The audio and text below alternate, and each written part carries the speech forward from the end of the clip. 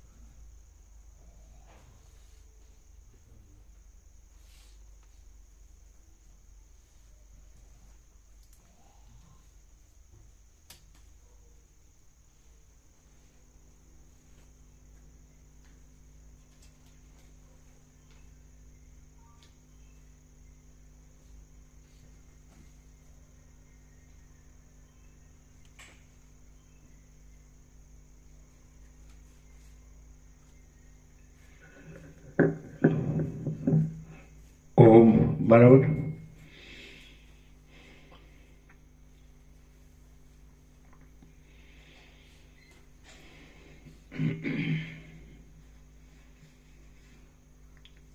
પરમ ચિદાકાશ, પરમ જ્યોતિ, અખંડ જ્યોતિ, અનંત, પરમ ચિદાકાશ, પરમ જ્યોતિ, અખંડ જ્યોતિ, મહાચિદાકાશ, સ્વયં પ્રકાશ, સંપૂર્ણ પ્રકાશ, પૂર્ણ બ્રહ્મ, અનંત તેજઘન, અનંત ચિદઘન, પરમાકાશ, કેવલ, અનંત, શુદ્ધ, તેજઘન, પરમાકાશ, અખિલાત્મા, પૂર્ણ બ્રહ્મ, પરમાત્મા, પરમ ચિદાકાશ, પરમ જ્યોતિ, અખંડ જ્યોતિ, અનંત, પૂર્ણ, પરમ ચિદાકાશ, પરમ શાંતિ, स्वयं सिद्ध, स्वयं प्रकाश, स्वयं पूर्ण, स्वस्वरूप, यही सब कुछ है, इसके सिवा कुछ नहीं है। शून्यवास, अनंत कोटि, महाकल्पो है ही नहीं। महाचिदाकाश, स्वयं प्रकाश, संपूर्ण प्रकाश, महाचिदाकाश ज्योति, अनंत, अखंड, अभेद, महाचिदाकाश ज्योति, महातत्व, महासामान्य, મહાચિદાકાશ સ્વસંવેદ્ય સહજ નિર્વિકલ્પ મહાચિદાકાશ પરમ કૈવલ્ય પરમ શાંતિ પરમ ચિદાકાશ અનંત પૂર્ણ નિરપેક્ષ સત અનંત સંપૂર્ણ અપરિઘ નિર્ભ્રાંત નિરપેક્ષ વસીધરામ નિર્વાણોત્તરાર્ધ રાઉન્ડ 40મું રાઉન્ડ.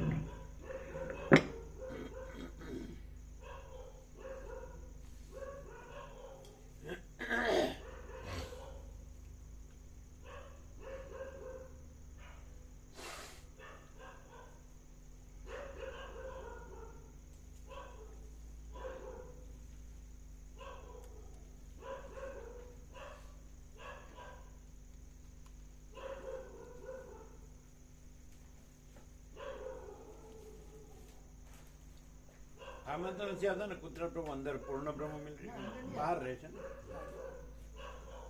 2 દરવાજા બંધ રહે છે ને, 2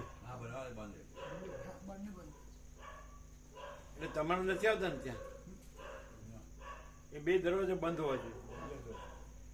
આ લોકો કામ માટે આવતા જતા હોય પણ આપણે બંધ રાખવાના.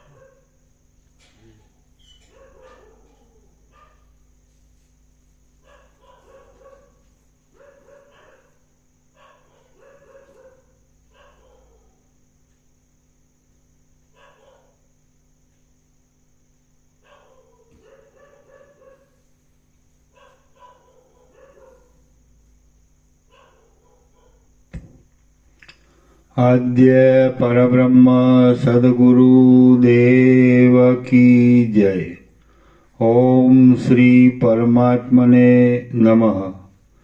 સદગ્રંથોમાં શિરોમણી શ્રી યોગવાસિષ્ઠ મહારામાયણ નિર્વાણ પ્રકરણ ઉત્તરાર્ધ સર્ગ 80મો પેજ નંબર 1378 સર્ગ 80મો પ્રાકૃત પ્રલયનું વર્ણન. આ 80મા સર્ગમાં પ્રાકૃત પ્રલયના ક્રમ વિશે વર્ણન કરવામાં આવશે કે જે યોગી પુરુષોના અનુભવ વડે ગમ્ય છે. વશિષ્ઠ બોલ્યા, આમ ત્યાં આવેલા તે સર્વ બ્રહ્મલોકવાસીઓ વાટ વિનાના દીવાની પેઠે અદૃશ્ય થઈ ગયા. બ્રહ્માનો દેહ સબલ બ્રહ્મ સાથે એકતા પામી ગયો. એટલે મહાપ્રજ્વલિત કાંતિવાળા 12 સૂર્યો જગતની પેઠે જ બ્રહ્મલોકને બાળવા લાગ્યા. બ્રહ્મલોકને બાળી નાખીને તેઓ પણ બ્રહ્મની પેઠે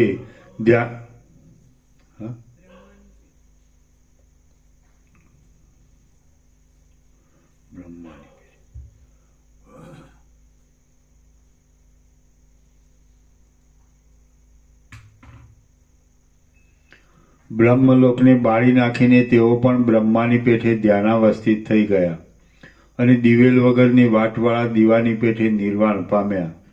પછી જેમ રાત્રિની અંદર અંધારું આખી પૃથ્વીમાં ફેલાઈ જાય છે તેમ મોટા તરંગવાળું મહાસાગરનું એક પૂર બ્રહ્મલોકમાં ફેલાઈ ગયું. જેમ પાકી ગયેલું દ્રાક્ષનું ફળ કેવળ એક રસ વડે કરીને જ પરિપૂર્ણ હોય છે તેમ ઠેઠ બ્રહ્મલોક સુધી આખું જગત જળ વડે પૂરાઈ ગયું. પ્રલયકાળના સર્વ મેઘો તે મોટા તરંગો સાથે પર્વતોના સમૂહો સાથે અને આકાશચારી દેવતાઓના શરીરો સાથે અથડાઈને શિથિલ થઈ ગયા, છિન્ન ભિન્ન થઈ ગયા અને જળની અંદર જ લય પામી ગયા. એટલા વખતમાં મેં પાછી આકાશ તરફ દ્રષ્ટિ કરી તો આકાશમાંથી પ્રકટ થયેલું કોઈ મહાભયંકર રૂપ મારા જોવામાં આવ્યું. એને જોઈ પ્રથમ તો હું ખરેખર ભયભીત બની ગયો હતો. જાણે કોઈ પ્રલયકાળનું નવું જગત હોય એવો તેનો મહાવિશાળ આકાર દેખાતો હતો. ઠેઠ સૃષ્ટિના આરંભથી પ્રલયકાળ સુધીની બધી રાત્રિઓનું અંધારું એકઠું થઈ મૂર્તિમાન દેહધારી બની ઊભું હોય એવું તે અતિ કાળા રંગનું દેખાતું હતું. વળી તે વિશાળતાને લીધે આકાશને પૂર્ણ કરી રહ્યું હતું. તે લાખો તરુણ સૂર્યોના કાંતિવાળા તેજને ધારણ કરી રહ્યું હતું. 3 સૂર્યોના જેવા જાજ્વલ્યમાન અને સ્થિર થઈ રહેલા વીજળીઓના સમૂહની પેઠે ચળકાટ કરતા 3 નેત્રો વડે તેનું મુખ પ્રકાશિત થઈ રહેલું દેખાતું હતું. તેના દેહમાંથી અનેક જ્વાળાઓના સમૂહો બહાર પ્રસરતા હતા. તેને 5 મુખ હતા, 10 હાથ હતા, 3 નેત્રો હતા અને તેના હાથમાં ત્રિશૂલ શોભી રહ્યું હતું.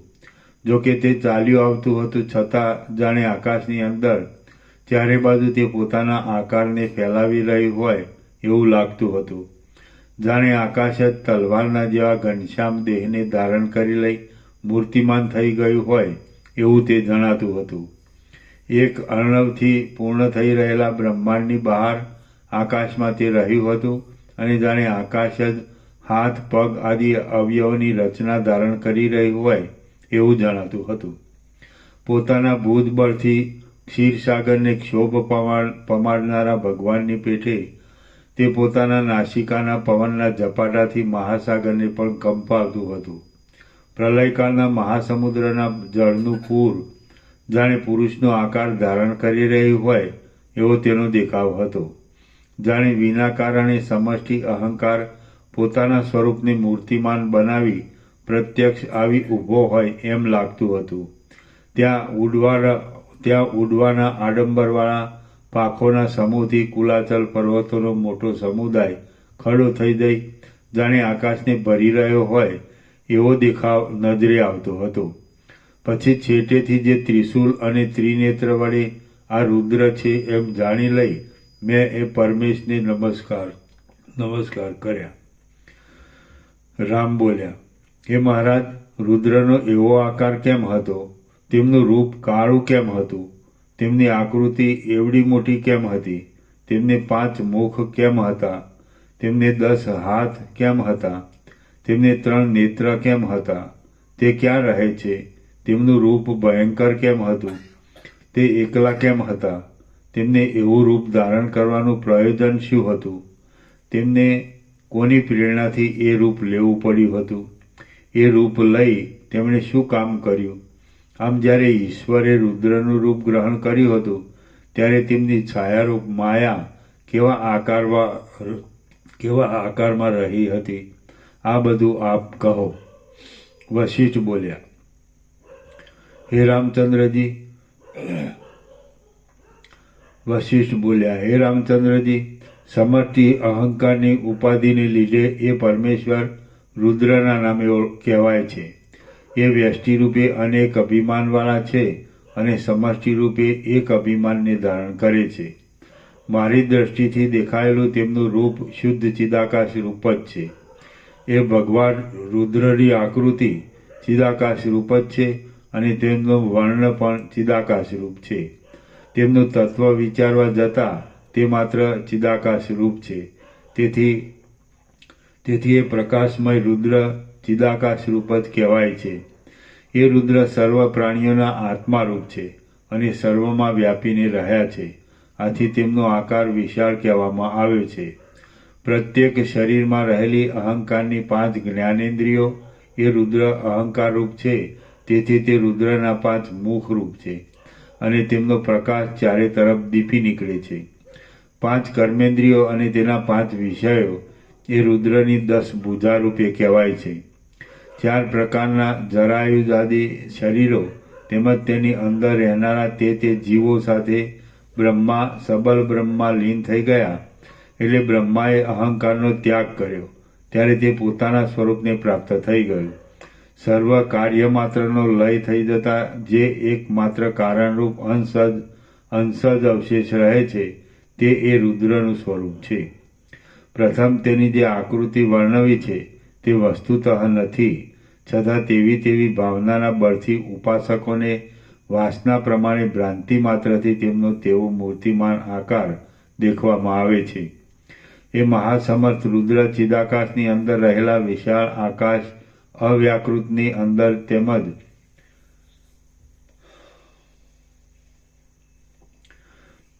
સર્વ પ્રાણીઓના દેહની અંદર નિરંતર પવનની પેઠે રહે છે. જ્યારે પ્રલયકાળમાં સર્વ પ્રાણી માત્ર તેનો ત્યાગ કરી દે છે ત્યારે તે ક્ષણ માત્રમાં ક્ષોભ પામી ક્ષીણ થઈ જાય છે અને ચિદાકાશ રૂપ ધારણ કરી લઈ પરમ શાંતિને પામે છે. 3 ગુણો, 3 કાળ, ચિત્ત, અહંકાર અને બુદ્ધિ એ ત્રિપુટી, પ્રણવના 3 વર્ણ અને 3 વેદ એ સર્વ રુદ્રના 3 નેત્રરૂપ છે. ત્રૈલોક્યરૂપી ત્રિશૂલ તેમણે પોતાની મુઠ્ઠીની અંદર પકડી રાખેલું છે. સર્વ પ્રાણી માત્રના સમૂહોમાં એ રુદ્ર વિના બીજું કશું નથી. તેથી સર્વ દેહોના આત્મારૂપ એ જ થઈ રહેલા છે. પોતે સર્જેલા સર્વ પ્રાણીઓને તેમના કર્મો પ્રમાણે ભોગ આપવો અને અંતે મોક્ષનો અધિકારી પ્રાપ્ત થતા તેવા અધિકારીઓને મોક્ષ આપવો એવો જે તેમનો સ્વભાવ છે તે જ સૃષ્ટિ રચનાનું પ્રયોજન છે. શુદ્ધ ચિદાકાશ અને નિરતિશય આનંદરૂપ પરમાત્માની એકોહમ બહુશ્યામ એવી સંકલ્પરૂપી માયાવૃત્તિ વડે પ્રેરણા થાય છે. એટલે તે રુદ્ર પોતાનું કાર્ય કરે છે. પછી માયાથી પ્રલયની પ્રેરણા થાય છે. એટલે ક્રમે કરી સર્વ સૃષ્ટિને ગળી જાય છે અને પોતે પણ પરબ્રહ્મમાં લીન થઈ જઈ પરમ શાંતિને પ્રાપ્ત થાય છે. એ રુદ્રનું ખરું સ્વરૂપ તો નિર્મળ શુદ્ધ ચિદાકાશ રૂપ છે અને એ ઈશ્વરરૂપ રુદ્રને જ કૃષ્ણ એટલે કાળા રૂપે વર્ણવવામાં આવ્યા છે. એ જ રુદ્ર આ જગતનો પ્રલય કરી દઈ તેને એક સમુદ્ર રૂપ કરી નાખે છે અને સમુદ્રને પણ પી જઈ પુનર્જન્મ ન થવા માટે પરમ શાંતિને પ્રાપ્ત થઈ જાય છે. ત્યાર પછી પણ હું જોવા લાગ્યો તો રુદ્ર પોતાના પ્રાણવાયુના વેગથી એ મહાસાગરને પી જવાનો ઉદ્યમ કરી રહ્યા હતા. ત્યાં તે મહાસાગર રુદ્રના પ્રાણથી ખેંચાઈને વડવાગ્નિની પેઠે અનેક જ્વાળાઓના સમૂહો વડે અંદર આકુળ વ્યાકુળ થઈ રહેલા રુદ્રના વિશાળ મુખમાં પ્રવેશ કરતો હતો.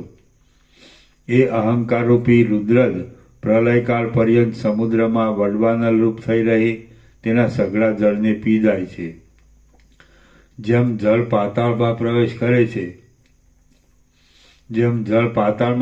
કરે છે, સર્પ પોતાના રાફડામાં પ્રવેશ કરે છે અને શરીરમાં પ્રાણ, અપાન આદિ રૂપે 5 પ્રકારે રહેલા વાયુ પ્રાણીઓના મુખના પોલાણમાં પ્રવેશ કરે છે, તેમ મહાસાગરે વેગથી રુદ્રના મુખમાં પ્રવેશ કર્યો.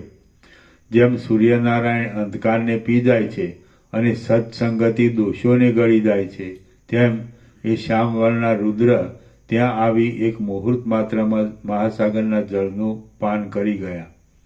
ઠેઠ બ્રહ્મલોકથી માંડી પાતાળ પર્યંત બધું શાંત અને શૂન્ય થઈ ગયું હતું. રજ, ધુમાડો, પવન, સમુદ્ર અને પ્રાણીઓ એ સર્વનો અભાવ હતો. આથી આકાશ એક સરખી રીતે પોતાના સ્વરૂપમાં જ રહેલું જણાતું હતું. હે રામચંદ્રજી, તે વખતે ફક્ત આકાશના જેવા નિર્મળ 4 પદાર્થો જ અચલપણે દેખાતા હતા. તે વિશે હું તમને કહું છું તે તમે સાંભળો. એક તો કાળા રંગના આકાશના જેવા આકારવાળા અને નિશ્ચળ સુગંધની પેઠે આકાશની અંદર નિરાધાર રહેલા રુદ્ર આકાશની મધ્યમાં દેખાતા હતા. બીજો પદાર્થ બ્રહ્માંડરૂપી ઘરનો 7 પાતાળની નીચેનો ભાગ હતો. તે અતિ છેટે દેખાતો હતો અને પૃથ્વી તથા આકાશના તળના જેવો જણાતો હતો. એ ભાગ 3 લોક તથા તેની અંદરના પદાર્થો ભસ્મ થઈ જવાને લીધે અવશેષ રહેલા અને જળ પડવાથી ભીના થઈ ગયેલા તથા કીચડ રૂપે જામી ગયેલા પાતાળ, પૃથ્વી, સ્વર્ગ, પર્વતો અને દેવતાઓના પાર્થિવ ભાગ વડે વ્યાપ્ત હતો. વળી તે ઉપરના પ્રદેશની અપેક્ષાએ કંઈક સ્થૂળ દેખાતો હતો. ત્રીજો પદાર્થ બ્રહ્માંડનો ઉપરનો ભાગ હતો. તે છેટે હોવાથી બરાબર દ્રષ્ટિમાં આવતો નહોતો. તે અતિ સૂક્ષ્મ હતો, તેથી દુર્લક્ષ્ય આકાશ જેવો શ્યામ દેખાતો હતો. ચોથો પદાર્થ તો અનાદિ તથા અનંત બ્રહ્મની જેમ ચોતરફ પ્રસરી રહેલું તે નિર્મળ આકાશ જ હતું. તે છેટે છેટે રહેલા બ્રહ્માંડના નીચેના અને ઉપરના ખંડના વચલા ભાગમાં રહેલું હતું. એ 4 પદાર્થો સિવાય બીજું કશું પણ ત્યાં જોવામાં આવતું ન હતું. રામ બોલ્યા, હે મહારાજ, બ્રહ્મલોકની બહાર શું છે? તેને આવરણ કેટલા છે અને તે કેવી રીતે રહેલ છે? વશિષ્ઠ બોલ્યા, બ્રહ્માંડ ખંડની બહાર તેનાથી 10 ગણું જળ રહ્યું છે અને જળ અનંત એવા બ્રહ્માંડના બંને ઉપર નીચેના ખંડના સંધિમાં રહેલા અંદરના આકાશને છોડી દઈ માત્ર બહાર જ ફેલાઈ રહેલું છે. એ જળ પછી તેનાથી 10 ગણું તેજ રહેલું છે અને તે જ્વાળારૂપ છે. એ તેજ પછી તેનાથી 10 ગણો નિર્મળ વાયુ રહ્યો છે અને જળની પેઠે જ પવિત્ર કરનાર છે. એ વાયુ પછી તેના કરતાં 10 ગણું એવું આકાશ રહ્યું છે. તે આકાશ પછી અતિ સ્વચ્છ પરમ નિર્મળ અનંત બ્રહ્માકાશ સબલ બ્રહ્મ રહેલ છે. એ સબલ બ્રહ્મના આવરણવાળા સ્વરૂપરૂપી આકાશની અંદર અનેક જાતના આવરણો છે એમ બીજા તંત્રોમાં બતાવ્યું છે. એ આવરણો એકબીજાથી ઘણે દૂર છે, અનંત રૂપ છે અને તંત્રકારોએ એકબીજાની સાથે સંવાદ થતા પરસ્પર પોતાની બુદ્ધિ પ્રમાણે તેની કલ્પનાઓ કરી કાઢી છે.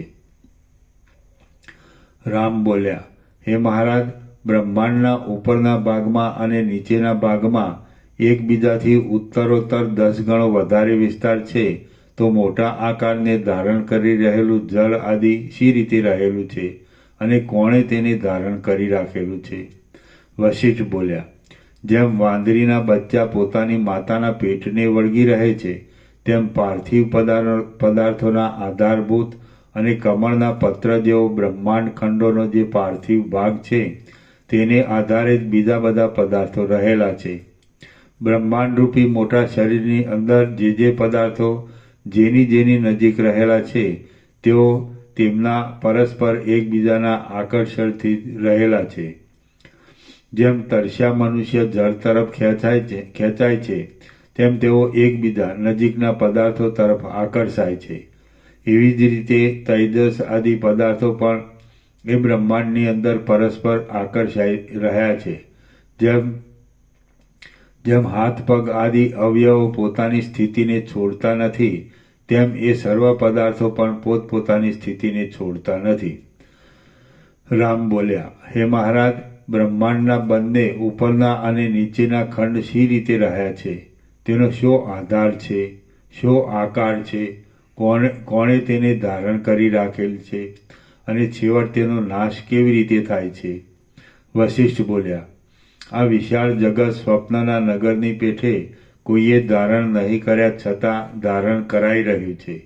નાશ નહીં પામતા છતાં નાશ પામતું દેખાય છે અને નિરાકાર છતાં એ સાકાર અનુભવમાં આવે છે. એ જગતમાંથી શું નાશ પામે છે અને કોણ તેને ધારણ કરી રાખે છે? એ કાંઈ પણ નથી. માત્ર જેવો ચિદાત્માનો દ્રઢ સંકલ્પ સ્ફુરે છે તેવું જ તે અનુભવમાં આવે છે.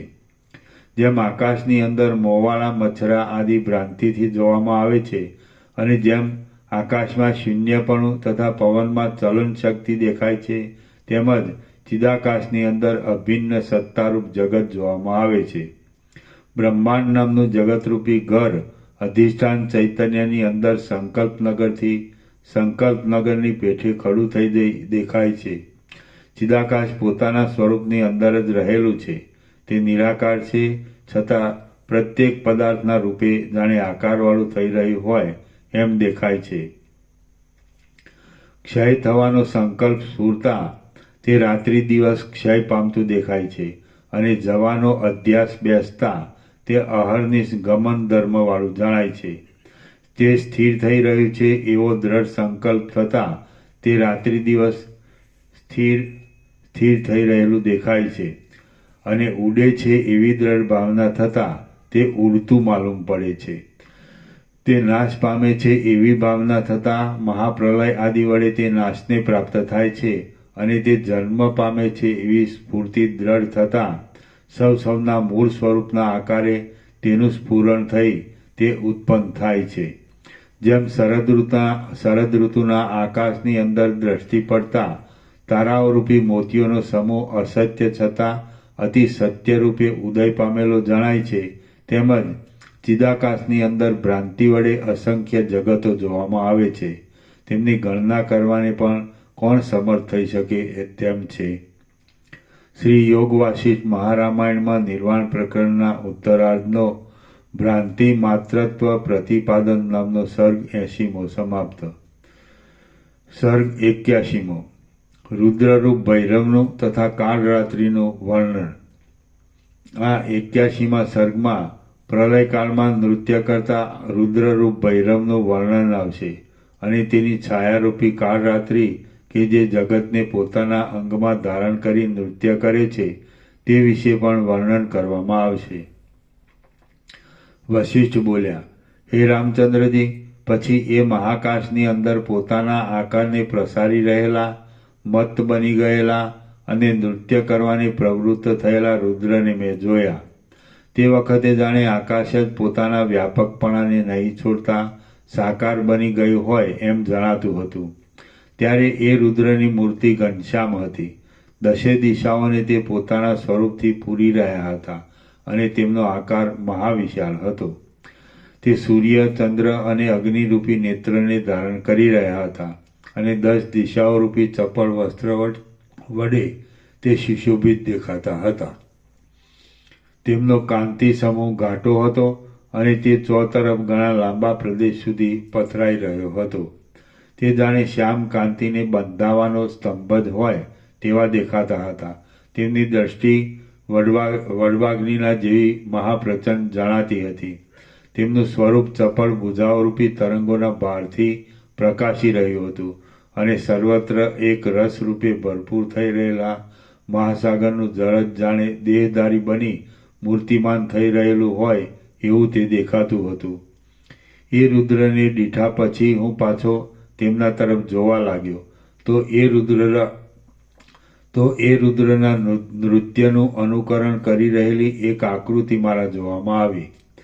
તે આકૃતિ જાણે રુદ્રની છાયા જ હોય એવી દેખાતી હતી. ત્યાં મારા મનમાં શંકા થતી હતી કે સૂર્યો તો હજી ઉગ્યા નથી, છતાં આવા ઘાટા અંધારામાં આકાશની અંદર આ છાયા કેવી રીતે રહી શકે? આમ હું તે સંબંધમાં વિચાર કરતો હતો એટલામાં તો એ છાયા રુદ્રની પાસે નૃત્ય કરવા લાગી. તેનો વિસ્તાર ઘણો લાંબો હતો. તેના 3 નેત્ર સુશોભિત દેખાતા હતા. તેનો રંગ કાળો હતો. તેનું શરીર કૃશ દેખાતું હતું. તેના અંગમાં ચારે તરફ નસો ઉપસી આવી હતી અને તેનું અંગ શિથિલ થઈ ગયું હતું. તેનો આકાર બહુ વિસ્તારવાળો હતો. તેનું મુખ જ્વાળાઓથી વ્યાકુળ જણાતું હતું અને તે વનની સમૃદ્ધિની પેઠે પુષ્પ, પલ્લવ આદિથી સુશોભિત એવા મુકુટને ધારણ કરી રહી હતી. ભેદાયેલા અંજનના જેવા ઘાટા અંધકારથી તે શ્યામ દેખાતી હતી. જાણે રાત્રિ જ પોતે આકૃતિવાળી થઈ ગઈ હોય. જાણે અંધકારની શોભાએ દેહને ધારણ કરી લીધો હોય. અરે, આકાશની શોભા જ જાણે સાકાર થઈ આવી ઊભી હોય એવી તે જણાતી હતી. તે ઘણી જ લાંબી હતી. તેનું મુખ મહાભયાનક દેખાતું હતું અને જાણે આકાશને માપી લેવા તૈયાર થઈ રહી હોય એવી તે લાગતી હતી. લાંબા ગોઠણ અને હાથની ફેરવણીથી તે જાણે દિશાઓના મુખને માપવા ઈચ્છતી હોય એમ દેખાતું હતું. જાણે ઘણા ઉપવાસો કર્યા હોય તેમ તે બહુ કૃશ જણાતી હતી. તેનું મહાવિશાળ શરીર ચારે બાજુ ખાડાવાળું દેખાતું હતું. કાજળના જેવો મહાશ્યામ તેનો વર્ણ હતો અને તે પવનના ઝપાટાથી આકુળ વ્યાકુળ થઈ રહેલી મેઘમાળાના જેવી દેખાતી હતી. તે બહુ લાંબી હતી અને કૃશ હતી. આથી તે જ્યારે સ્થિર ઊભી રહેવા અશક્ત જણાય ત્યારે વિધાતાએ તેને દ્રઢ રહેવા માટે જાણે નસોરૂપી રેસાઓથી સાંકળી લીધી હોય એમ જણાતું હતું.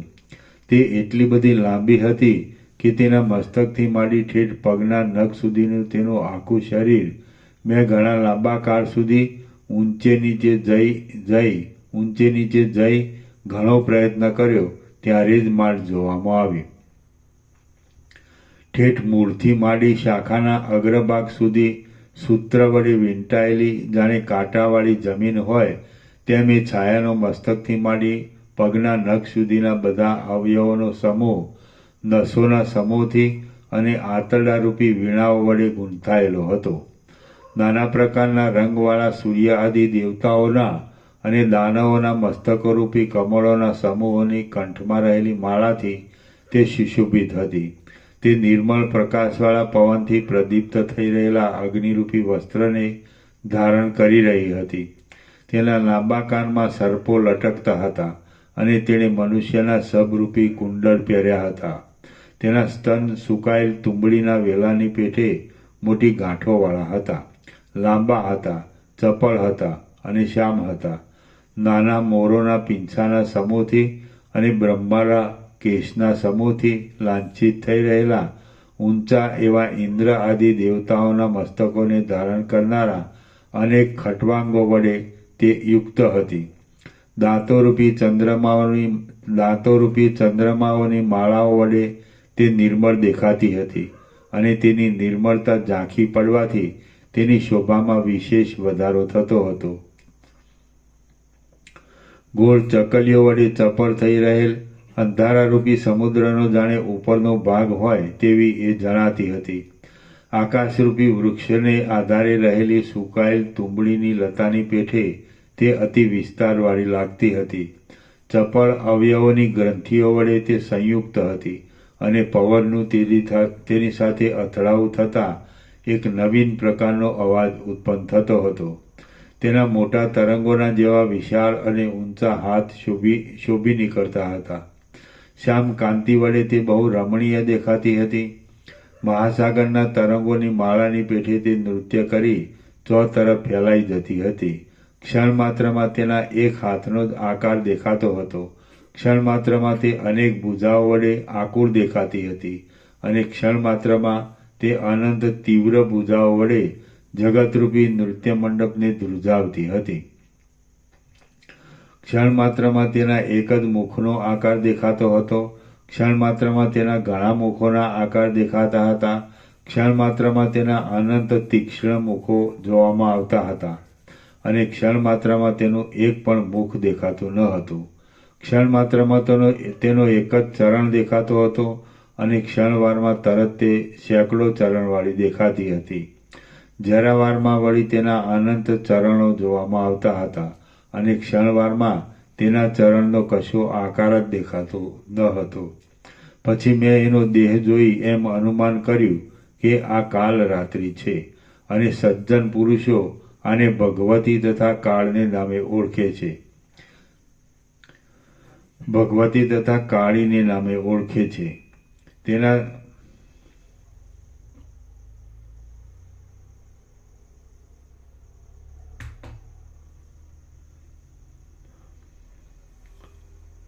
તેના જ્વાળાપૂર્ણ 3 નેત્રો ઘટમાળની રેટના જેવા ભયંકર ઊંડા ખાડાવાળા દેખાતા હતા. તેના કપાળનો પ્રદેશ બળતી પૃથ્વીવાળા ઇન્દ્રનીલ પર્વતના શિખરના જેવો જણાતો હતો. એ કાલ રાત્રિની બંને હડપચી લોકાલોક પર્વત તથા ઇન્દ્રનીલ પર્વતના ભયંકર ખાડા જેવી મહાભયંકર જણાતી હતી. વળી એ વાતસ્કંદ રૂપી દોરામાં પરોવેલ તારાઓ રૂપી મોતીઓની માળાથી સુંદર જણાતી હતી. નગરના ઇન્દ્રનીલ પર્વતના જેવા ઊંચા બહારના દરવાજામાં પદ્મરાગ આદિ મણિઓની કાંતિથી રંગાયેલા અને અંદરના ભાગમાં સ્થિરતાથી રહેલા કાચના પર્વત જેવા દેખાતા ભગ નામના ભયંકર કાગડાને તે ધારણ કરી રહી હતી.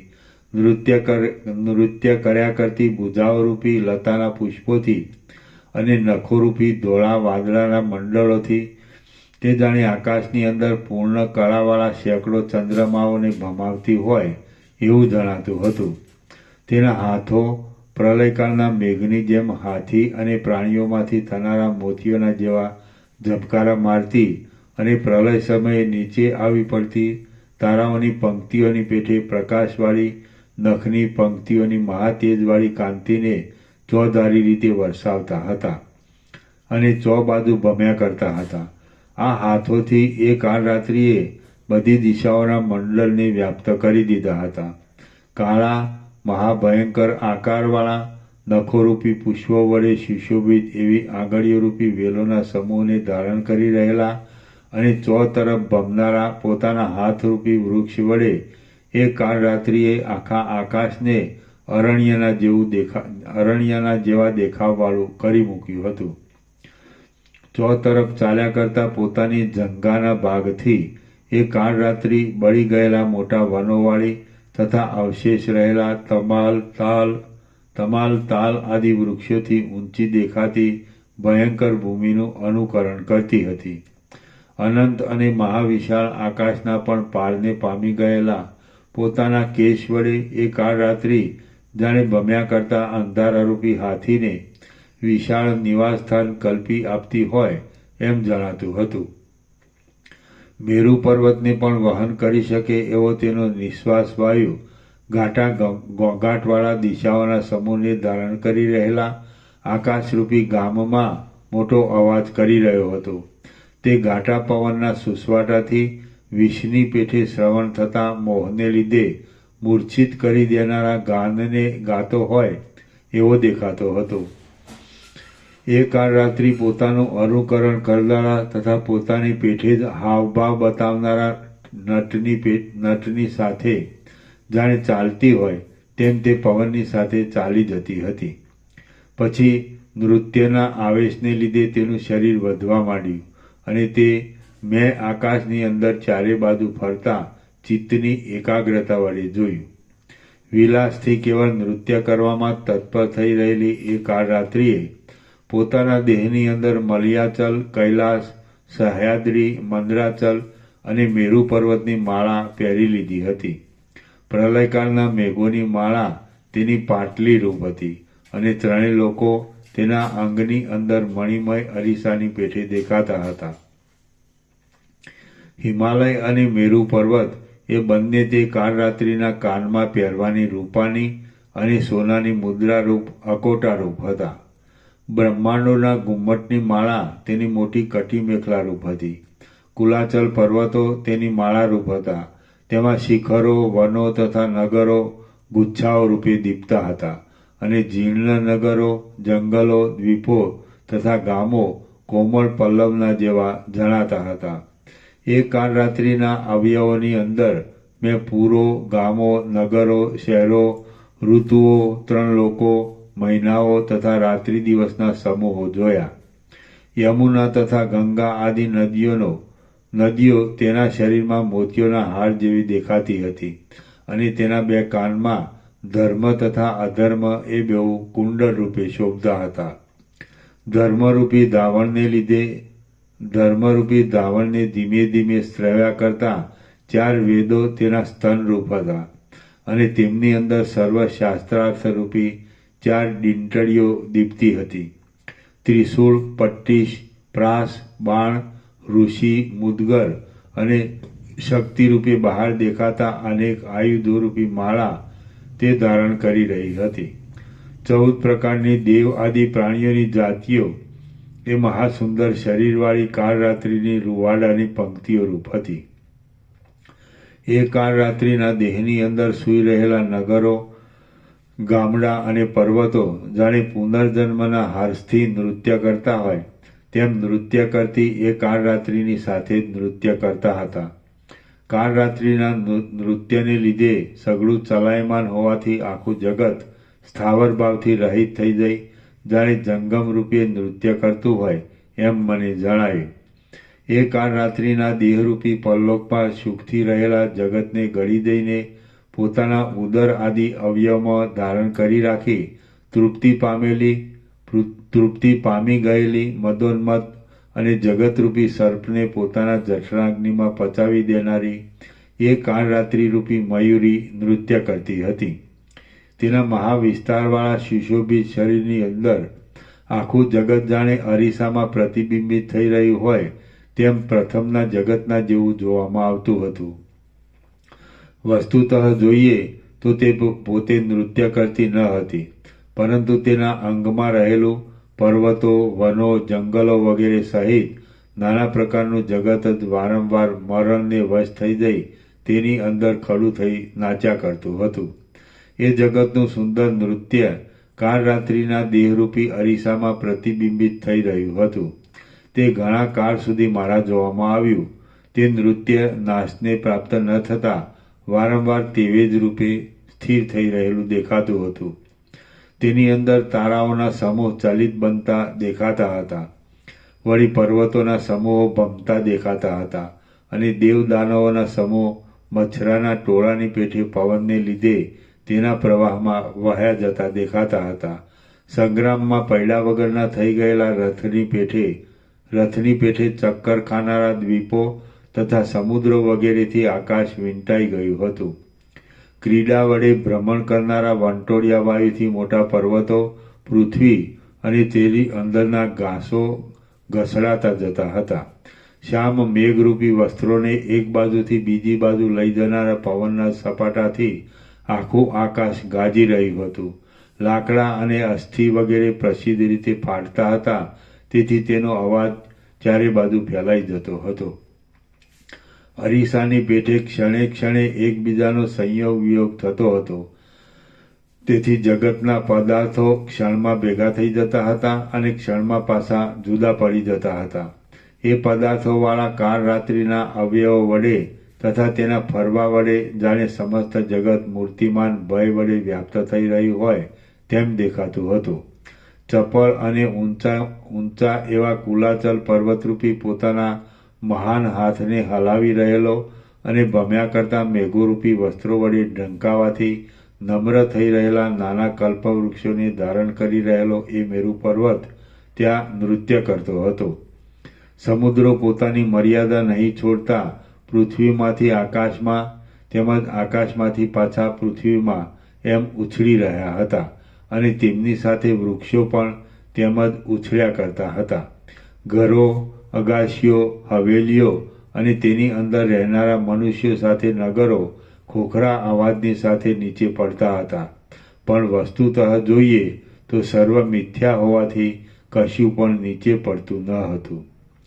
એ કાળ રાત્રિ જ્યારે પોતાની ચતુરાઈથી ભ્રમણ કરતી હતી ત્યારે ચંદ્ર, સૂર્ય અને રાત્રિ દિવસ તેના નખની ઉપરની રેખાઓ વિશે ચળકાટ કરતા પ્રકાશની અંદર અંતર્ભાવ પામી ગયા હતા અને સુવર્ણના સૂત્રની પેઠે લાંબા આકારવાળા દેખાતા હતા. ત્યારે વરસાદના જળો ઝાકળરૂપી હારવાળી અને શ્યામ મેઘરૂપી વસ્ત્રને ધારણ કરી રહેલી એ કાળ રાત્રિના જાણે પરસેવાના બિંદુ હોય તેમ જણાતા હતા. આકાશ તે કાળ રાત્રિના મોટા કેશપાશ રૂપ હતું. પાતાળ તેના ચરણ રૂપ હતું. પૃથ્વી તેના ઉદર રૂપ હતી અને દિશાઓ તેના હાથ રૂપ હતી. દ્વીપો તથા સમુદ્રો તેના આંતરડા તથા પેટના વીંટા રૂપ હતા. બધા પર્વતો તેના પડખા રૂપ હતા અને આવહ પ્રવહ આદિ પવનનો સમૂહ તેના પ્રાણ અપાનના સંસાર રૂપ હતો. સંચાર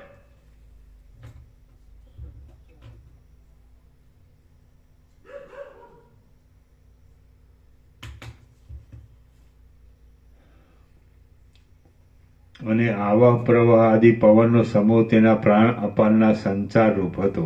નૃત્ય કરી રહેલી એ કાળ રાત્રિના વિસ્તારવાળા શરીરની અંદર હિમાલય, મેરુ, સહ્યાદ્રી આદિ પર્વતોને જાણે હિંચકાના સુખનો અનુભવ થતો હોય એમ જણાતું હતું. ફરી એ કાળ રાત્રિ તરતી તળેટીના પર્વતોરૂપી મંજરીઓવાળી કુલાચલ પર્વતરૂપી માળાને ફેરવવા લાગી. આથી એણે પોતાના તાંડવ નૃત્યની ક્રીડા વડે જાણે પાછો પ્રલય કરવાનો આરંભ કર્યો હોય એમ દેખાતું હતું. દેવતાઓ, દૈત્યો અને નાગોના સમૂહોરૂપી રૂવાડાને ધારણ કરનારા અવયવોવાળો એ કાળ રાત્રિનો દેહ સ્થિર રહી શકતો નહોતો અને જાણે ચક્રની પેટે ફરતો હોય એમ જણાતો હતો. નાના પ્રકારના વૈભવો, તેને પ્રાપ્ત કરવાના ઉપાયો અને યજ્ઞોરૂપી યજ્ઞોપવીતને ધારણ કરનારી તેમજ આકાશની અંદર નૃત્ય કરી રહેલી એ કાળ રાત્રિ મેઘના શબ્દોવાળી જાણે કોઈ બ્રહ્મચારિણી વેદના ઘોષ કરતી હોય એવી દેખાતી હતી. વળી એ નૃત્યમાં પરસ્પર એકબીજામાં પ્રતિબિંબ પડવાથી ભૂતળ આકાશરૂપ અને આકાશ ભૂતળરૂપ થઈ ગયા હતા તથા પરસ્પર તુલ્ય જ દેખાતા હતા અને જાણે અંદર કશું હલનચલન ન થવું હોય એવું લાગતું હતું. એ કાળ રાત્રિના મોટી નાસિકાના છિદ્રોરૂપી ઘરમાંથી બહાર આવતા મેઘના કડાકાવાળા અને મહાભયંકર શબ્દ કરી રહેલા ઉગ્ર વાયુઓ વાતા હતા. એ કાળ રાત્રિના સેંકડો હાથ ચતુરાઈથી ચોતરફ ફરી વળતા હતા અને તેથી આકાશ જાણે પ્રચંડ પવને ઉડાડેલા પલ્લવો વડે વ્યાપ્ત થઈ રહ્યું હોય એવું દેખાતું હતું. એ સર્વ જોતા મારી ધીર દ્રષ્ટિ પણ રાત્રિના અંગમાં થયેલા જગતના પદાર્થોની સાથે ભ્રમણ થવાથી મોહને પામી ગઈ અને જેમ રણસંગ્રામમાં સેના કુંઠિત શક્તિવાળી થઈ જાય તેમ તે કુંઠિત શક્તિવાળી થઈ ગઈ. જ્યારે કાળ રાત્રિનો દેહરૂપી અરીસો ઘૂમવા લાગ્યો ત્યારે પર્વતો યંત્રની પેઠે ઘૂમતા હતા. આકાશચારી દેવતાઓ તથા પક્ષીઓ નીચે પડતા હતા અને દેવતાઓના ઘરો પણ જમીન ઉપર આળોડતા હતા.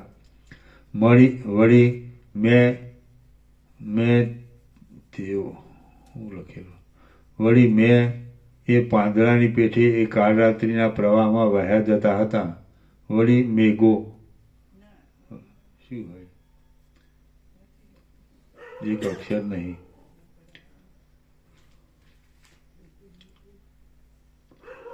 વળી મેં હા એવું જ હશે.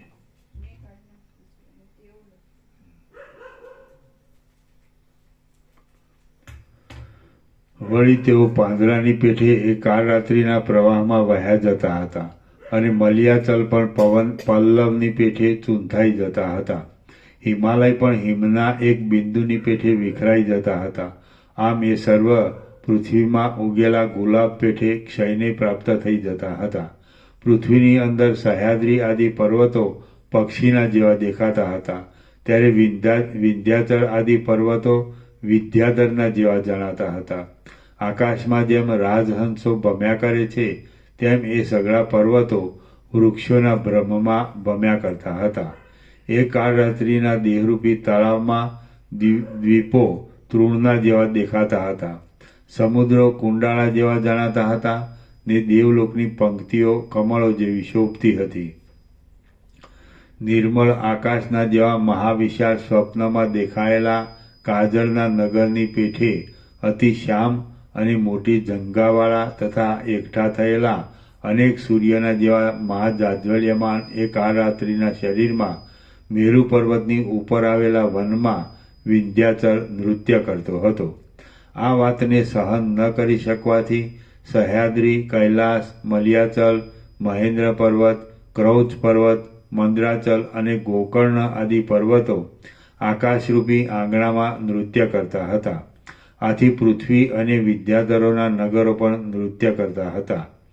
એવી જ રીતે વનમાં ઉત્પન્ન થનારા સર્વ સ્થાવર પદાર્થો એ કાળ રાત્રિના શરીરની અંદર જાણે જંગમપણે પ્રાપ્ત થઈ ગયેલા હોય તેવા જણાતા હતા. પર્વતની અંદર સમુદ્ર નૃત્ય કરતા હતા. ઊંચા પર્વતો પણ આકાશના પોલાણમાં નૃત્ય કરતા હતા. આકાશ પણ ચંદ્રમા અને સૂર્ય સાથે ચલાયમાન થઈને કોણ જાણે પૃથ્વીની નીચે ક્યાંય ચાલ્યું ગયું તે જણાતું ન હતું. વિખરાયેલા પુષ્પોવાળો વનોનો સમૂહ દ્વીપો, પર્વતો અને નગરોની સાથે સૂર્ય આદિના નિવાસરૂપ આકાશમાં નૃત્યો કરી રહ્યો હતો. એવી રીતે ચલાયમાન થઈ રહેલું સર્વ જગત સમુદ્રમાં તણાયેલા ઘાસની પેઠે દિશાઓમાં ભમતું જણાતું હતું. આકાશમાં પર્વતો ભમતા હતા. સમુદ્રો દિશાઓના અંતોમાં પહોંચી વળ્યા હતા. ગામડાના અને નગરોના સમૂહો, નદીઓ તથા તળાવો જાણે અરીસામાં પ્રવેશ કરી રહ્યા હોય તેમ વૃદ્ધિ પામેલા પવનમાં એક લોકમાંથી બીજા લોકમાં પ્રવેશ કરી રહ્યા હતા અને ઉડેલા ઘાસની પેઠે ભમતા દેખાતા હતા. સમુદ્રની પેઠે નિર્જળ પ્રદેશમાં પણ માછલા ફરતા હતા. પૃથ્વીની પેઠે જ આકાશની અંદર નગરો સ્થિર દેખાતા હતા. પર્વતો આકાશમાં જોવામાં આવતા હતા. આકાશ અને પ્રલયકાળના મેઘો ઉત્પાત કરનારા પ્રલયકાળના પ્રચંડ વાયુને લીધે ફેરફારવાળા થઈ ગયેલા પર્વતોમાં સ્થિર થઈ ગયેલા દેખાતા હતા. નક્ષત્રોનો સમૂહ મણિઓની વૃષ્ટિના વેગની પેઠે મનોહર જણાતો હતો અને હજારો દીવાઓને ભમાવનારા યંત્રોના ચક્રની પેઠે તે પૃથ્વીની બહાર તથા અંદર ભ્રમણ કરી રહ્યો હતો. તેનો દેખાવ વિદ્યાધરોએ અને દેવતાઓના સમૂહે આ સભા ઉપર કરેલી ફૂલની વૃષ્ટિના જેવો જણાતો હતો. એ કાળ રાત્રિના દેહની અંદર પ્રલયોના અને સૃષ્ટિઓના સમૂહો રાત્રિ દિવસના જેવા ટૂંકા જણાતા હતા. દિવસોના અને રાત્રિઓના સમૂહો ધોળા અને કાળા રૂપાના પતરા ઉપર પડેલા એક નાના બિંદુની પેઠે બહુ જ નાના જણાતા હતા. વળી એ કાળ રાત્રિના શરીરમાં કૃષ્ણ પક્ષ અને શુક્લ પક્ષ એ બંને પક્ષીઓ વજ્રમણી અને ઇન્દ્ર નીલમણી આદિથી બનેલા હતા. તેથી તેઓ નિર્મળ દેખાતા ધોળા કાળા અનેક અરીસાઓના સમૂહની પેઠે શોભતા હતા. એ કાળરાત્રિના દેહમાં સૂર્યચંદ્રના અનેક મંડળો રત્નરૂપે શોભી રહ્યા હતા. તારાઓના સમૂહો ચપળ અને કુંડાળા જેવા થઈ રહેલા કાંતિમાન હારોની પેઠે દીપતા હતા. સ્વચ્છ આકાશ તો વીંટાઈ રહેલા મોટા વસ્ત્રના જેવું જણાતું હતું અને તેની અંદર ભમ્યા કરતી વીજળીના ઝબકારાઓ ઉંબાડિયાની પંક્તિની પેઠે મોટો પ્રકાશ આપતા હતા. પ્રલયકાળમાં આળોડતા ત્રણેય જગત એ કાળરાત્રિના દેહમાં મણિરૂપે શોભતા હતા અને તેઓ કાળચક્રના ફેરફારને લીધે એકબીજા સાથે અથડાતા તત્કાળ જણજણાટ કરતા હતા. સૂર્ય આદિના તેજો કાળરાત્રિના દેહની અંદર નાના પ્રકારના સુંદર કંકણ, નૂપુર આદિ આભૂષણ રૂપે દેખાતા હતા અને તેઓ પણ જણજણાટની સાથે નીચે અને ઉપર પ્રસરી જતા હતા. સંગ્રામને વિશે મદોન્મત્ત થઈ રહેલા યોદ્ધાઓના ખડગોની કાંતિના તરંગોથી સઘળા તડકાવાળા દિવસો શામ થઈ જતા હતા. એ કાળરાત્રિના નૃત્યમાં પોતે ભમતા હતા, છતાં સર્વના અધિષ્ઠાનરૂપ એવા બ્રહ્મની સ્થિરતાને લીધે સારી પેઠે સ્થિર થઈ રહેલા વીર પુરુષોના મંડળના યુદ્ધને મોટો કોલાહલ સંભળાતો હતો. એ કાળરાત્રિના નૃત્યમાં બ્રહ્મા, ઇન્દ્ર, વિષ્ણુ, મહાદેવ, અગ્નિ, સૂર્ય, ચંદ્રમા ઇત્યાદિ દેવતાઓ અને દૈત્યો પોતપોતાના અધિકારનો કાળ આવી રહેતા ભ્રષ્ટ થઈ નીચે પડતા હતા. વળી તેમના સ્થાનમાં પવનમાં ઉડેલા મચ્છરની પેઠે અને વીજળીના ઝબકારાની પેઠે બીજાઓ આવતા હતા અને તેમનો પણ કાળ આવી રહેતા તેઓ પાછા નીચે પડતા હતા. જગતમાં પ્રતીતિમાં આવતા સંહાર, સૃષ્ટિ, સુખ, દુઃખ, સમર્થતા, દરિદ્રતા, ઈચ્છા, અનિચ્છા, વિધિ, નિષેધ અને જન્મ મરણની ભ્રાંતિ વગેરે ભાવો પરસ્પર વિરુદ્ધ છે, છતાં એ કાળરાત્રિના દેહમાં એકબીજામાં ભેળસેળ ન થઈ જતા સદાકાળ સાથે રહેતા હતા. ત્યાં તેઓ જુદા પણ દેખાતા હતા તથા કોઈ વખતે એકબીજામાં મિશ્ર થઈ રહેલા હોય એમ પણ દેખાતું હતું. વળી કાળરાત્રિના શરીરમાં ચિદાકાશની અંદર મિથ્યા રૂપે પ્રતીતિમાં આવતા અને વસ્તુતઃ જોઈએ તો શૂન્ય રૂપે રહેલા સંહાર, સૃષ્ટિ, જગત, પૃથ્વી વગેરેના વિલાસોના અધિષ્ઠાન ચૈતન્યમાં ઉત્પત્તિ, સ્થિતિ અને લય વારંવાર થયા જ કરતા હતા અને પદાર્થોની ક્રિયાઓ તથા તેના ફેરફારો વારંવાર થતા જ જતા હતા. તેમજ તેમની સંખ્યા નક્કી કરી શકાય તેમ ન હતું. એ કાળરાત્રિના દેહની અંદર ઉત્પત્તિ, શાંતિ, મરણ, ઉત્સવ, યુદ્ધ, સમાનભાવ, દ્વેષ, રાગ, ભય અને વિશ્વાસ વગેરે ખજાનામાં એકત્ર થઈ રહેલા રત્નના સમૂહની પેઠે દેખાતા હતા. કેમ કે એ કાળરાત્રિનું શરીર અનેક તરહના રસોવાળી સૃષ્ટિઓની પરંપરાને અસ્ખલિત રીતે ધારણ કરી રહ્યું હતું.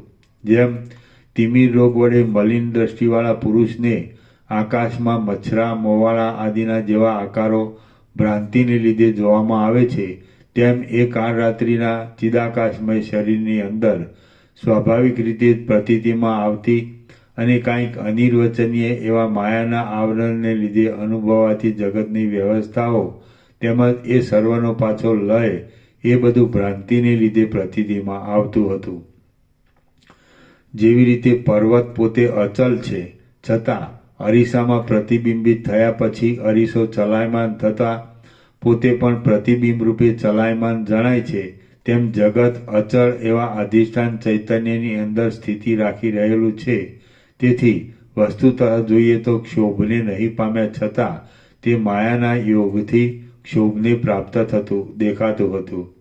નૃત્ય વડે પોતાના પ્રતાપને ચોતરફ પ્રસારનારી માયાની અંદર જગતના સર્વ પદાર્થો રહ્યા છે. તેઓ બાળકની સંકલ્પ સૃષ્ટિની પેઠે પ્રતિક્ષણ એક સ્થિતિ છોડીને બીજી સ્થિતિને પ્રાપ્ત થતા હતા. એ કાળરાત્રિના શરીરની અંદર જગતરૂપી અનેક મગના દાણાઓનો સમૂહ ક્રિયાશક્તિ વડે એકઠો થતો હતો અને પાછો કાળે કરી વિખેરાઈ જતો હતો. એ દેવી કાળરાત્રિ ક્ષણ માત્રમાં કંઈક અનિર્વચનીય રૂપે દેખાતી હતી અને ક્ષણવારમાં તો એ તે કશા રૂપે જણાતી ન હતી.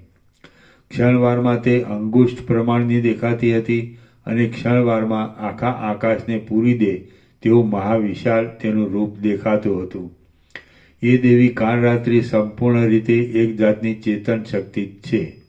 તે જગત રૂપે પણ થઈ જાય છે, અનંત છે, અને જો તેને મૂળ રૂપ તપાસીએ તો તે પરમ શુદ્ધ ચિદાકાશ રૂપ છે. એ દેવી ત્રણેય કાળમાં થનારા ત્રણેય લોકની અંદર રહેનારી એક ચેતન શક્તિ છે. તે યથાસ્થિતપણે રહેનારા પોતાના સ્વરૂપથી ચિત્રકારના ઉદાર અંતઃકરણમાં રહેલા ચિત્રરૂપ સંસારની પેઠે કામ, કર્મ, વાસના વગેરેના પરિપાક અનુસાર પ્રકટ દેખાતા વેગ વડે અનેક વિચિત્ર આકારે થઈ રહેલી દેખાય છે. એ પોતે એક ચિદ્રૂપ છે, છતાં અવિદ્યાના યોગથી સર્વરૂપ થઈ રહેલ છે. બાકી વસ્તુ દ્રષ્ટિથી જોતા તેનું સ્વરૂપ એક ચિન્મય આત્મતત્વરૂપ છે. તેથી તે શાંત ચિદાકાશ રૂપ જ છે. એવી રીતે વિદ્યા અને અવિદ્યાના યોગથી પરવારમાં વિચિત્ર રૂપે દેખાવ આપનારા અને વસ્તુતઃ એક રૂપતાને લીધે ચિન્મય રૂપે રહેલા અનાદિ અને અનંત પોતાના રૂપને તે ધારણ કરી રહી છે.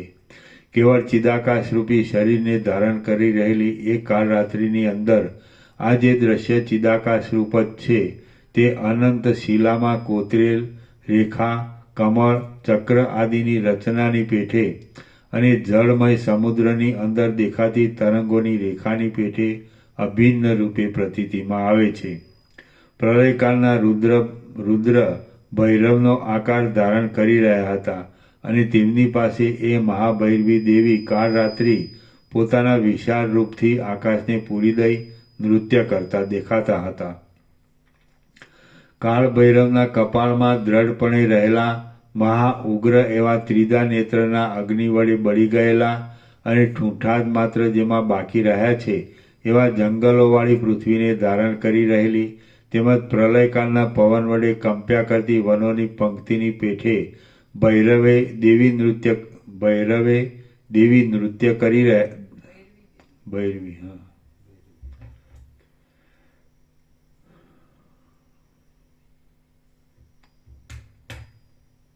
તેમજ પ્રલયકાળના પવન વડે કંપ્યા કરતી વનોની પંક્તિની પેઠે ભૈરવી દેવી નૃત્ય કરી રહ્યા હતા. તેમણે કોદાળીઓ, ખાંડણીઓ, દર્ભાસનો, ફળો, કુંભો, કરંડિયાઓ, મૂસળો, પાવડાઓ, થાળીઓ અને સ્તંભો વગેરેની માળાઓ તથા હારો પહેર્યા હતા. એવી રીતના અનેક માળાઓના અને હારોના સમૂહના પુષ્પો નૃત્યને લીધે કંપતા હતા તથા ક્ષયને લીધે ખરી પડતા હતા. એ દેવી જાણે તેને વિખેરીને નવી નવી રચના કરતા હોય એમ જણાતું હતું. એ ભૈરવી દેવી આકાશ ભૈરવને વંદન કરી રહ્યા હતા અને એ આકાશ ભૈરવ પણ પોતાના વિશાળ આકારને ચોતરફ પ્રસારી દઈ નૃત્ય કરતા હતા. રક્તના આસવથી ભરેલા યમના પાડાના મોટા શિંગડાઓને હાથમાં લઈને ડીપ ડીપ એવા અનેક જાતના તાલવાળા શબ્દમય વાજા વડે નૃત્ય કરનારી, પોતાના વક્ષસ્થળમાં ખોપરીઓની માળાને ધારણ કરી રહેલી, ગરુડના પીછા ખોસી મુકુટને શોભા આપનારી અને પ્રલયકાળમાં જગતને ગળી દઈ પ્રસન્ન થઈ રહેલી એ કાળરાત્રિથી સ્તુતિ પામતા ભૈરવ તમારા સૌની રક્ષા કરો. શ્રી યોગવાસિષ્ઠ મહારામાયણમાં નિર્વાણ પ્રકરણના ઉત્તરાર્ધનો કાળરાત્રિ વર્ણન નામનો સર્ગ 81મો સમાપ્ત. સર્ગ 82મો. શિવનું સ્વરૂપ તથા અજ્ઞાનથી પ્રપંચની પ્રતીતિ અને જ્ઞાનથી પ્રપંચનો અભાવ. આ 82મા સર્ગમાં ભૈરવ કે જે પોતે ચિદ્રૂપ છે તેના તત્વ વિશે વર્ણન આવશે અને અજ્ઞાનને લીધે તેમાં પ્રપંચની પ્રતીતિ થયા વિશે તથા જ્ઞાન થતાં પ્રપંચનો અભાવ જણાયા વિશે વર્ણન કરાશે. રામ બોલ્યા, હે મહારાજ, સર્વનો નાશ થઈ ગયા પછી એ દેવી કોની સાથે નૃત્ય કરતા હતા? વળી આપ તેની સુપડું, ફળ, કુંભ આદિની માળાઓનું તથા હારોનું વર્ણન કરો છો તે પણ કેમ ઘટી શકે?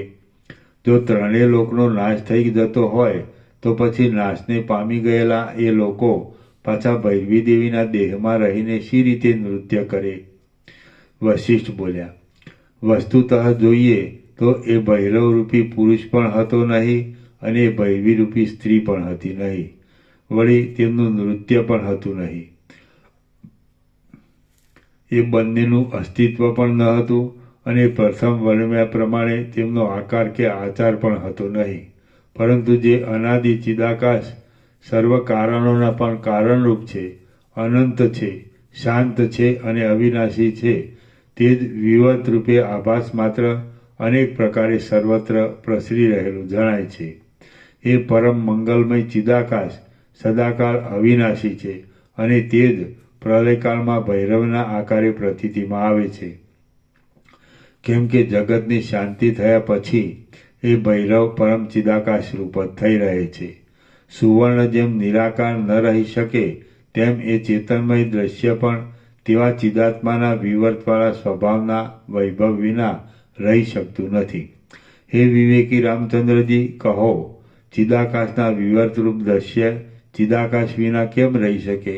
કહો, મરી તીખાશ વિના કેમ રહી શકે? તમે વિચાર કરો તો જણાશે કે કડા અને કુંડળ વગેરે સુવર્ણ વિના શી રીતે રહી શકે?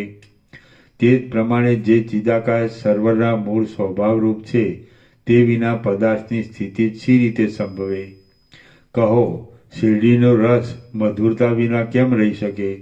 કદાચિત કોઈ કારણને લીધે શેરડીનો રસ મધુરતા વિનાનો થઈ ગયો હોય તો તેને ખરી રીતે શેરડીનો રસ કહી શકાતો નથી. જળ દ્રશ્ય વર્ગ ચિદાકાશના માત્ર એક વિવર્ત રૂપ છે. તે ચિદાકાશનું સ્વરૂપ છે એમ તો કહી શકાતું નથી, કેમ કે ચિદાકાશ સદાકાળ અવિનાશી છે અને તેમાંથી કશા ભાગનો નાશ થવો સંભવતો નથી. દ્રશ્ય જગતનું સ્વરૂપ પરમાત્માના વિવર્ત સિવાય બીજું કશું સંભવતું નથી.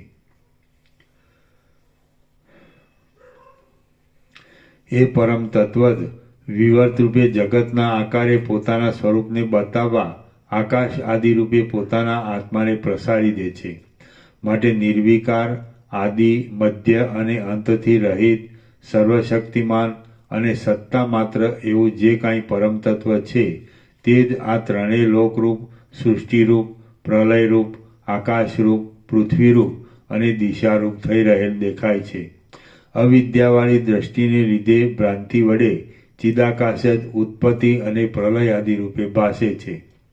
ઉત્પત્તિ, મરણ, માયા, મોહ, મંદતા, અવસ્તુપણું, વસ્તુતા, વિવેક, બંધ, મોક્ષ, શુભ, અશુભ, વિદ્યા, અવિદ્યા, વિદેહપણું, સંદેહપણું, ક્ષણ જેટલો અલ્પકાળ, લાંબો કાળ, ચંચળપણું, સ્થિરપણું, તમે, હું અને ઇતર પદાર્થ એ બધું પરબ્રહ્મ જ છે.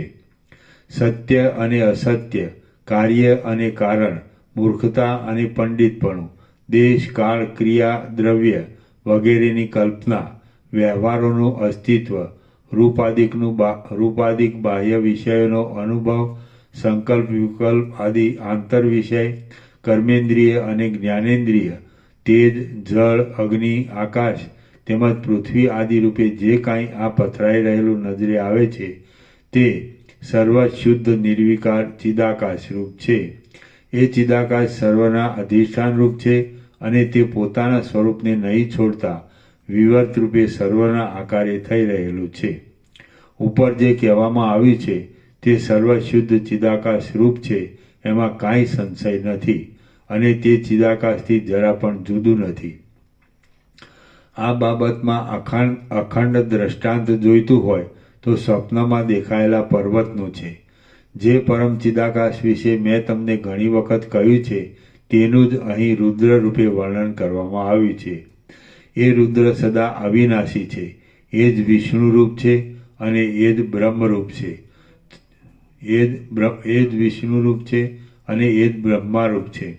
ચંદ્ર, સૂર્ય, ઇન્દ્ર, વરુણ, યમ, કુબેર, અગ્નિ, પવન, મેઘ, સમુદ્ર, ભૂત, વર્તમાન આદિ કાળ અને જે કાંઈ વસ્તુ દેખાય છે તે તથા જે નથી દેખાતું તે તે સર્વ ચિદાકાશના અંશો જ સ્ફુરે છે એમ સમજવું.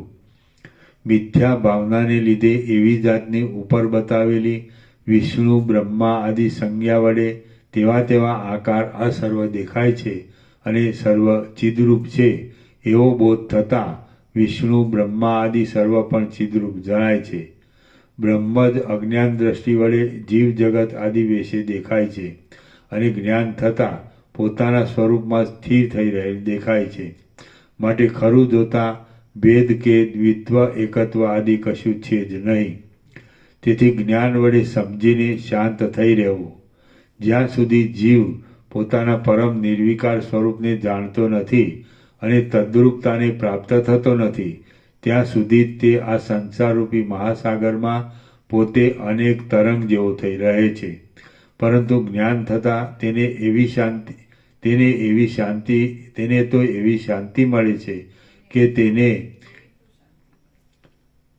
એવી શાંતિ મળે છે કે તેને એ સમુદ્ર સંસાર સાગર અથવા તરંગ સંસાર સાગરના તરંગરૂપ એવો જીવભાવ એ કશું જ દેખાતું નથી. તેની દ્રષ્ટિમાં તો આ સર્વ યથાસ્થિતપણે રહેલું હોવા છતાં શાંત અને અનંત પરમ ચિદાકાશ રૂપ જ દેખાય છે. શ્રી યોગ વાસિષ્ઠ મહારામાયણમાં નિર્વાણ પ્રકરણના ઉત્તરાર્ધનો શિવ સ્વરૂપ વર્ણન નામનો સર્ગ 82મો સમાપ્ત. સર્ગ 83મો. કલ્પના દ્રષ્ટિથી ચિદાકાશ જ અનેક સ્વરૂપે ભાસે છે.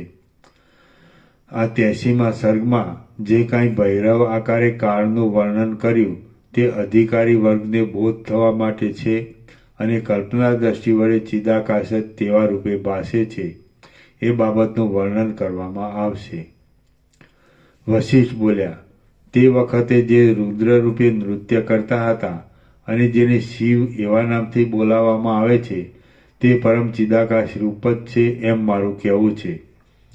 હે વિવેક્યમાં શ્રેષ્ઠ રામચંદ્રજી, એ રુદ્રની જે આકૃતિ કહેવામાં આવી છે તે વસ્તુતઃ આકૃતિ હતી જ નહીં, પણ ચિદરૂપે સર્વત્ર ભરપૂર થઈ રહેલું ચિદાકાશ જ એવા આકારે વિવધ ભાવથી થઈ રહેલું જણાતું હતું.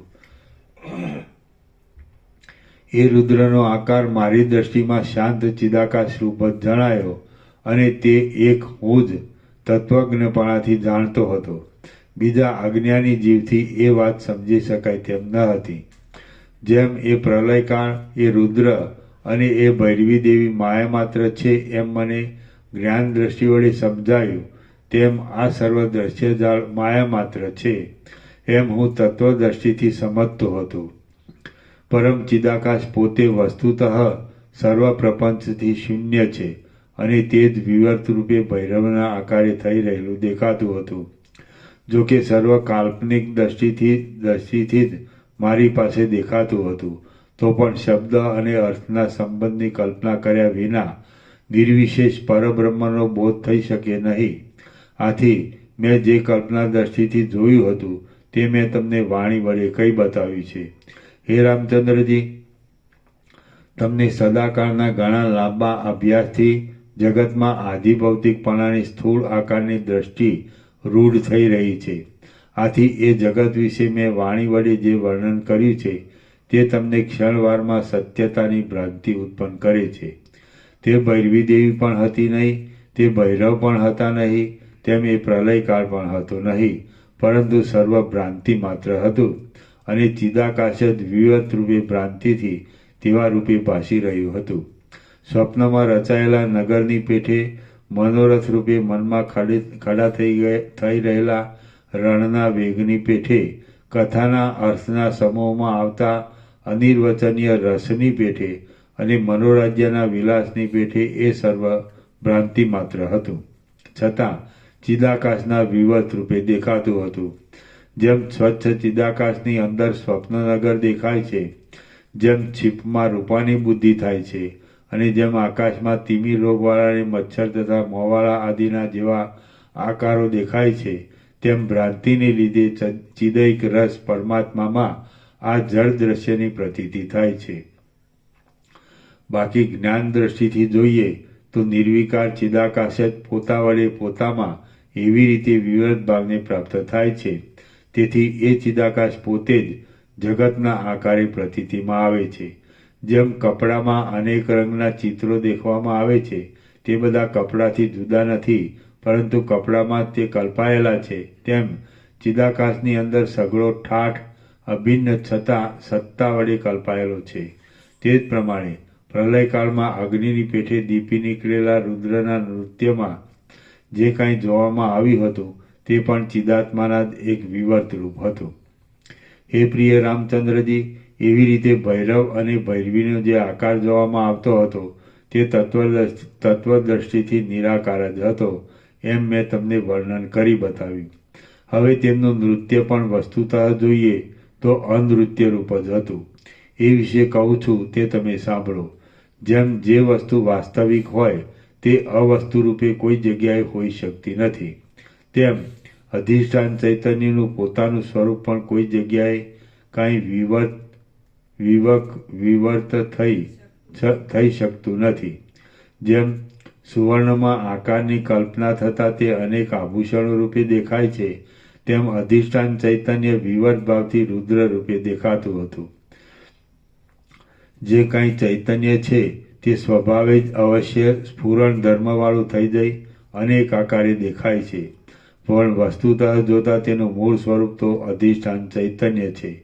એ ચિદ્રૂપ રુદ્રની જે ચેષ્ટા છે તે આપણી જ ચેષ્ટા છે, માત્ર તેની પોતાની તેવી વાસનાના આવેશને લીધે તેનું નૃત્ય દેખાતું હતું.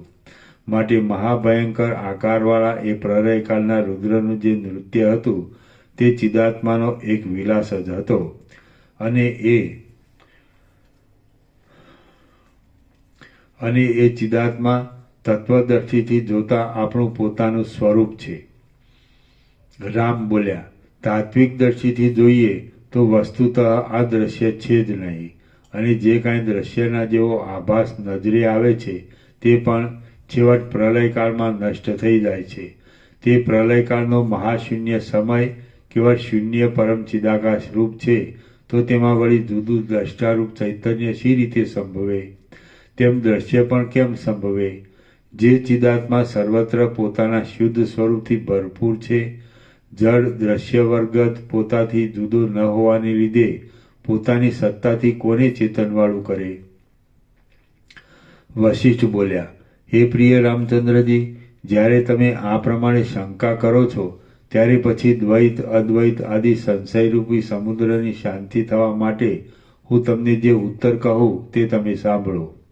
જો કેવળ ચિદાકાશ જ સર્વત્ર ભરપૂર છે અને કશો દ્રશ્ય જળવર્ગ છે નહીં, તો પછી કોઈ બીજા પદાર્થના અભાવને લીધે કોઈ સ્થળે કે કોઈ કાળે પણ કશી વસ્તુને જુદી દેખતો જ નથી.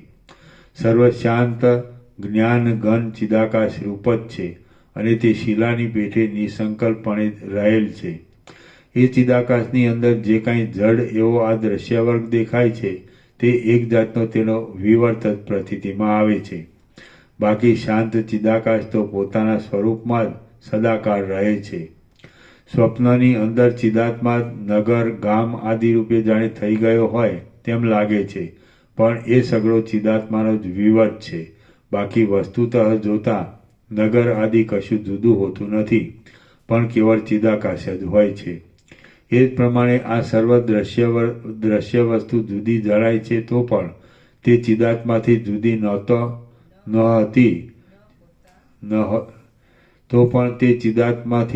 ન હોતા ચિદાત્મા રૂપ જ છે. ચિદાત્મા પોતે જ પોતાને વિશે સર્વ જાણવા યોગ્ય પદાર્થને સંપૂર્ણ રીતે શૂન્ય રૂપે જાણે છે, અને ઠેઠ સૃષ્ટિના આરંભકાળથી માંડીને પોતાના વિવર્તને જ પોતાનાથી જુદા રૂપે દેખે છે. તે પોતાના વાસ્તવ સ્વરૂપરૂપ ચિદાકાશમાં પોતાની મેળે જ વિવર્ત ભાવને પામે છે, અને પોતાની કલ્પના વડે ક્ષણ પ્રલય જગત આદિની ભ્રાંતિને ધારણ કરે છે. પોતાનું ચિદાકાશ સ્વરૂપ જ જ્યારે ચિદાકાશને વિશે વિવર્ત રૂપે પ્રસરી જાય છે, ત્યારે અમુક તમે છો અને અમુક હું છું, અમુક તે છે અને અમુક ક્રિયા કરે છે ઇત્યાદિ કલ્પના ખડી થાય છે. માટે સત્યતાથી જોતા દ્વૈત પણ નથી, ઐક્ય પણ નથી, શૂન્યપણું પણ નથી, તેમ જડ ચેતનનો સંયોગ પણ નથી. એ બાબતમાં અનિર્વચનીયપણાથી છેવટ મૌન જ અવશેષ રહે છે, અથવા તો મૌનનો આશ્રય પણ નિરુપયોગી જેવો છે. દ્રશ્ય વસ્તુ આત્માથી જુદી નથી, તેથી કોઈ સ્થળે કે કોઈ કાળે કોઈને જુદા રૂપે દેખાતું જ નથી. આમ દ્રષ્ટા પણ જુદો નથી, એટલે છેવટે મૌન જ અવશેષ રહે છે. સર્વ શાસ્ત્રોનો છેવટનો સિદ્ધાંત નિર્વિકલ્પ સમાધિ છે. સર્વ શાસ્ત્રોનો છેવટનો સિદ્ધાંત નિર્વિકલ્પ સમાધિમાં સમાય છે, અને તે સ્થિતિ જીવતા છતાં પાષાણની પેઠે નિસંકલ્પ અને નિર્વિકાર રહેવાની છે. માટે કર્તવ્યપરાયણ થઈને હવે એ બાબતમાં મૌન જ ધારણ કરવું યોગ્ય છે. તમે તમારા પ્રાકૃત આચારને વંશ પરંપરાના ક્રમ પ્રમાણે પાળતા રહો. તમે પરમાર્થ દ્રષ્ટિથી સ્વસ્વરૂપનું જ્ઞાન હોવાથી કશી સંકલ્પ જાળમાં ફસાશો માં. તમે માન, મદ, મોહ ને ભેદને છોડી દો અને દેહ તથા જીવ એ બેઉના અભિમાનથી રહિત બની જાઓ. આમ આકાશના જેવા નિર્મળ, નિર્વિકાર અને વિશાળ અંતઃકરણને ધારણ કરી તમે વિક્ષેપ રહિત થાઓ અને સદા શાંત થઈને રહો. શ્રી યોગ વાસિષ્ઠ મહારામાયણમાં નિર્વાણ પ્રકરણના ઉત્તરાર્ધનો વિશ્વરૂપ દર્શન નામનો સર્ગ 83મો સમાપ્ત. ઓમ ઓમ ઓમ. આના નંબર 1392. 92. પ્રસાદ આપી દેવો.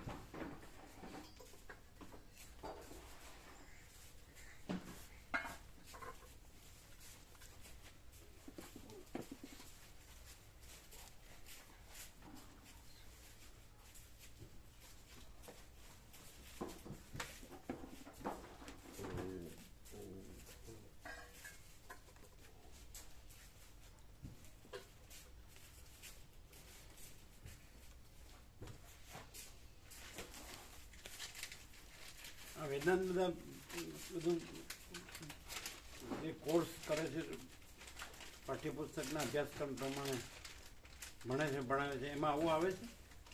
એ પછી ભણ્યા જ કરે આખી જિંદગી.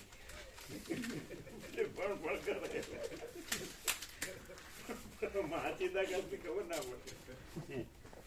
એવું છે નહીં? આ બિલકુલ પ્રભુ એનું કારણ છે કે હું ભણું છું અને કોઈક મને ભણાવે છે અને એમાં વારંવાર પ્રક્રિયાઓ આયા કરે એમ, અને એમ થાય કે હજુ મારે જાણવાનું છે, હજુ મારે મેળવવાનું છે, હજુ મારે મેળવવાનું છે, એવું થયા કરે કે હજુ કોકદાડો થશે સાક્ષાત્કાર. કંઈ થતું નથી, ના, એ સ્વયં સાક્ષાત જ છે, એ જ છે એમ. કશું છે જ નહીં, અને પૂર્ણ છે. હા, પૂર્ણ છે. સ્વયં મહાચિદાકાશ આખું એટલું પ્રકાશ છે, આખો અનંત એક જ મહાચૈતન્ય પ્રકાશ. મહાચિદાકાશ પરમ કૈવલ્ય પરમ શાંતિ, અને મહાચિદાકાશ સ્વયં પ્રકાશ સંપૂર્ણ પ્રકાશ, અને મહાચિદાકાશ સ્વસમય જે સહજ નિર્વિકલ્પ. આ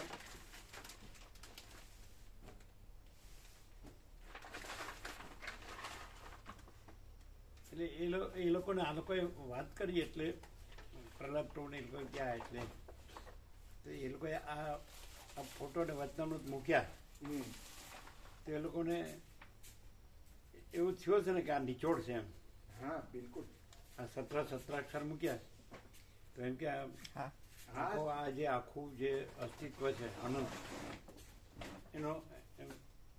એનો આખો પ્રકાશ છે એવું એમને અનુભવ હોય ને.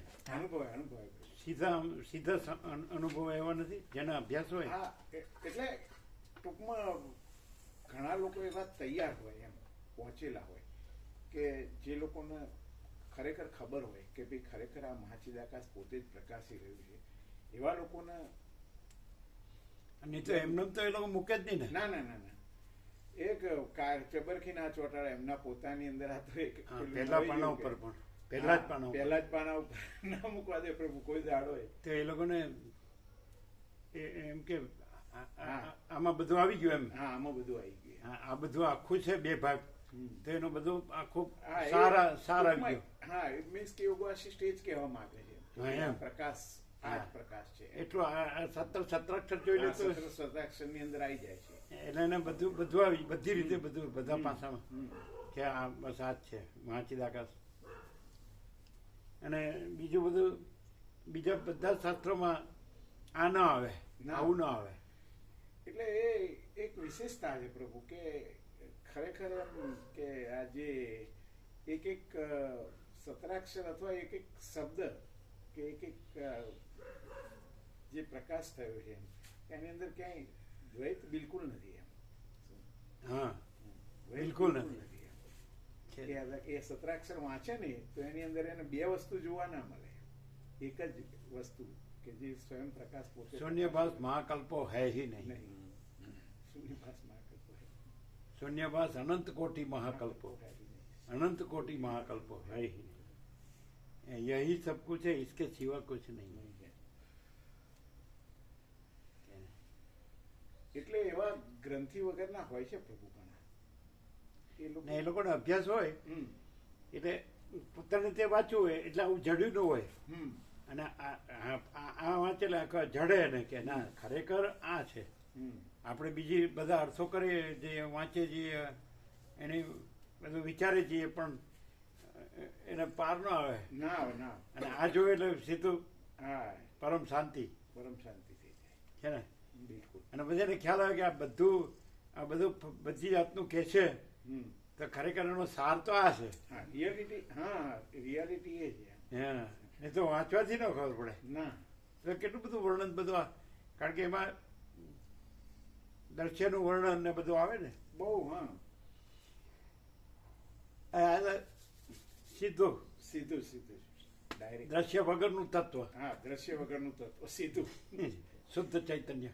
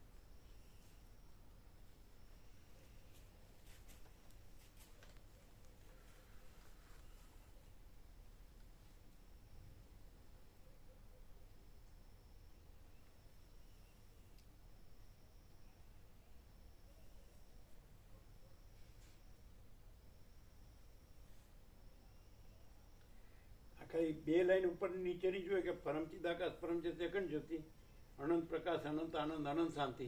પતી ગયું. અમે તો એક જ પરમ ચિદાકાશ પરમ જ્યોતિ અખંડ જ્યોતિ અમને તો એવું થાય કે એક જ બહુ છે એમ કાફી છે. હા, અને અનંત પ્રકાશ અનંત આનંદ અનંત શાંતિ એટલે તો બધું આવી આવી ગયું બધું. હે બિલકુલ પ્રભુ.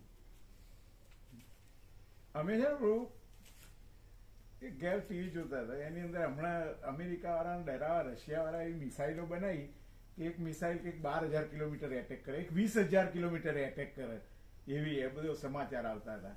પછી અમને બેઠા બેઠા વિચાર આવ્યો, મેં કીધું આ પરમ ચિદાકાશ મિસાઇલ છૂટે ને તો કીધું આમાંથી કશું એક ત્રસરેણું બચ્ચા નહીં કીધું છે જ નહીં, છે જ નહીં.